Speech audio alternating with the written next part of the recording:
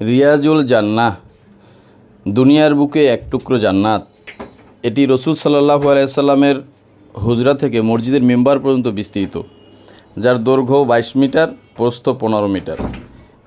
এখানে রসুল সাল্লাল্লাহু আলাইহি সাল্লাম ও তার দুই প্রিয় সাহাবী হযরত আবু বকর রাদিয়াল্লাহু তাআলা আনহু ও হযরত ওমর রাদিয়াল্লাহু তাআলা আনহু শায়িত আছেন। এটা হচ্ছে আজান দেওয়ার স্থান, যেখান থেকে হযরত বিলাল রাদিয়াল্লাহু তাআলা আনহু আজান দিতেন। সেখান থেকে আজও আজান দেওয়া হয়। বর্তমানে রিয়াজুল জান্নাহ প্রবেশ করা অনেক সৌভাগ্যের ব্যাপার।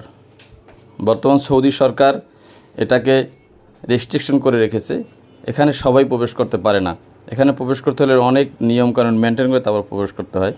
আমি মনে হয় সেই সৌভাগ্যবানদের একজন যে আমি এখানে প্রবেশ করতে পারছি, আলহামদুলিল্লাহ।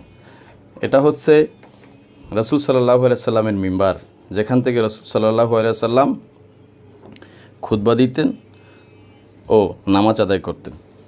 এর পাশে আরেকটা মেম্বার তৈরি করে সেখান থেকে এখন বর্তমান শায়েখগণ নামাজ আদায় করেন ও খুতবা দিয়ে থাকেন।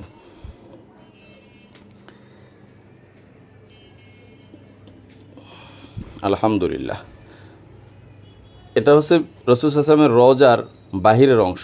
এখান থেকে আগত মুসল্লিরা সালাম প্রদান করে থাকেন।